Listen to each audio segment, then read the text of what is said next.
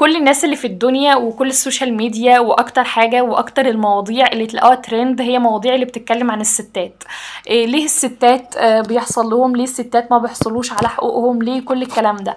انا النهارده بصراحة جاية اعكس الآية خالص واتكلم ليه الرجالة ما بياخدوش حقوقهم في المجتمع. يعني بجد، يعني احنا اصلا في المجتمع من ضمن المشاكل اللي بيواجهوها الرجالة في الحياة عموما ان هو فكرة الكبت. يعني ليه لحد النهارده احنا بنتعامل مع الرجاله ان هم لازم عشان يبقى راجل قوي لازم يكبت مشاعره، لازم مشاعره ما تبانش، لازم ما يصرحش، ما يعيطش. يبقى الطفل عنده 5 سنين او 6 سنين عيل صغير بيبي لسه، والمفروض ان احنا نبدا ان احنا نعرفه عن مشاعره الانسانيه وان هو يبدا يتعامل معاها ازاي. لا، احنا بنقوم عاملين كل ده، نقوم احنا عاملين ستوب. انت ولد صغير، انت راجل، ما تعيطش. انت مش عارف ايه، انت راجل، انت ازاي تعمل كده؟ فنخليه بقى هو يكبر ما يعرفش يعيط، ما يعرفش يخرج حزنه، يبقى عنده كبت طول الوقت، مكبوت، لان هو راجل. المجتمع معلموش ان هو يقدر ان هو يخرج عن مشاعره دي بره، وان هو يحس ان هو انسان. هو مش انسان، هو راجل. يعني ان هو احنا بنتعامل مع الرجاله على انهم مش بني ادمين. يعني اللي هو انت راجل فما تعيطش، انت راجل اكبت مشاعرك، انت ما تفرحش قوي كده. ايه ده بجد؟ انت ممكن تقوم ترقص من الفرحه؟ لا لا لا، انت راجل على فكره، ما تعملش كده. او بعيدا عن فكره كبت المشاعر او ان انت لازم تكبت مشاعرك عشان انت تبقى راجل جدا او الكلام ده، لا احنا برضو ممكن بنتعامل معاهم بفكره ايه؟ العقلانيه المفرطه.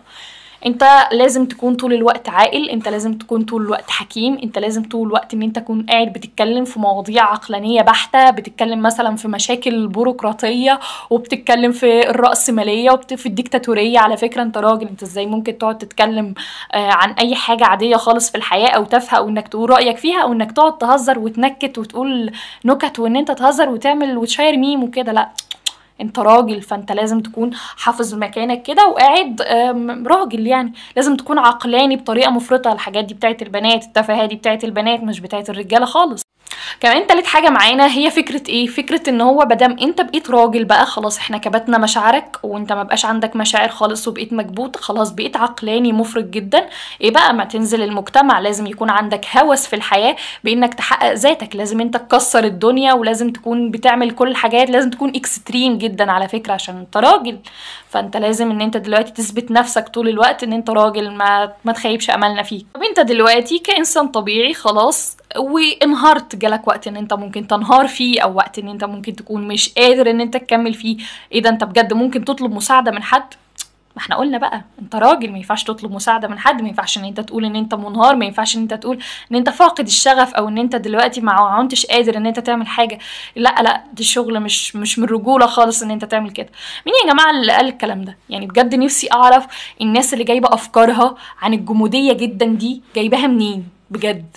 يعني اساسا في الشعر القديم يقول لك ايه؟ قفا نبكي لذكرى الحبيب. بجد يعني اللي هو تعالوا كده يا رجاله 5 دقايق نقعد نبكي بس لذكرى الحبيب. يعني اللي هو فكره، انا بقعد افكر كتير قوي الفكره دي جايه منين. فكره ان هو الراجل لازم يكون عباره عن تمثال صلب حجر، ما بيحسش باي حاجه خالص في الحياه، متجرد من انسانيته، هو عباره عن وحش كاسر موجود في الحياه عشان هو راجل. يعني مين اللي قال كده بجد؟ يعني انا نفسي اعرف مين الناس اللي وصلت لده. وفي ناس لما بتيجي تناقشهم تقول لهم على فكره ولد صغير بيعيط لازم ان احنا نحتوي ده، وبدل ما نقول له ان انت ما تعيطش نقعد نقول له بقى ان هو عيط عادي يا حبيبي، لو ده هيفرغ طاقتك عيط عادي، وان انت لازم تكون عادي، وعادي ان انت تنهار جدا، وعادي ان انت ما تكونش عقلاني طول الوقت. يقولك ايه ده بجد؟ يعني انت عايزانا بقى نجيب رجاله خرعه؟ يعني اللي هو ما ينفعش، لازم يكون راجل جدا علشان يعمل كل الحاجات دي. مين يا جماعه اللي قال الكلام ده؟ يعني والله بجد. فانا اتمنى ان الناس تعرف ان معنى كلمة الرجولة بيدخلها الرحمة عادي جدا، ان هو يكون راجل ويكون رحيم ويكون حنين ويكون بيعرف يهزر ويكون بيتكلم ويكون بيتناقش في المواضيع. مش لازم عشان هو راجل هو عبارة عن تمثال خشب احنا راسمينه وبنخليه يعمل حاجات، بس هي الحاجات اللي هو ايه؟ لازم يحقق نجاح، ولازم يكون عقلاني، ولازم يكون ما بيطلبش المساعدة، ولازم يكون جبل ما بيتهدش وكل الكلام ده. هو في النهاية الراجل انسان ومن حقه ان هو برضه له حقوق، زي ما كل الناس بتتكلم عن حقوق الستات، برضو في حقوق مهدوره للرجاله، وان كان ان الستات هي اللي حقوقها مهدوره اكتر ومش باينه. بس بجد لا، دي حاجات في المجتمع مش باينه جدا. هو فكره ان هو كبت عن مشاعره، ايه ده بجد؟ يعني احنا نسيب كل المشاكل الاقتصاديه اللي في الحياه وكل المشاكل الاجتماعيه ونقعد ندور ان هو ايه الراجل بيكبت مشاعره ولا لا؟ ما يا جماعه ده بيودي الامراض. يعني هو ليه اكتر الناس اللي عندها اكتئاب من الرجاله وما بيروحوش يطلبوا مساعده؟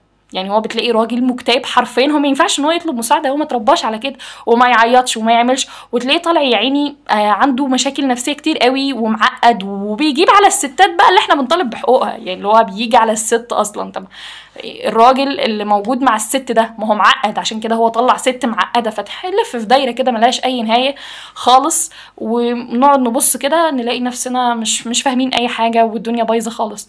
فلا يا جماعه، المفروض لو اي حد بيشوف الفيديو ده عنده طفل صغير، لا علموا ولادكم ان الرحمه والحنيه والموده، وانهم يكونوا قريبين، وانهم يهزروا، وانهم يكونوا بني ادمين مش رجاله، يعني لازم يكونوا رجاله برضه، بس ان هو يكونوا بني ادمين وانسانيين في الطبع الاول، ده حقوقهم العاديه جدا.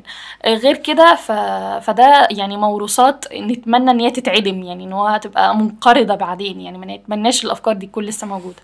وفي النهايه حابه اقول لك ثانك يو، وما تنساش بقى ان انت تعمل ريبوست او شير او لايك او كومنت او كل الحاجات الحلوه دي. تنساش.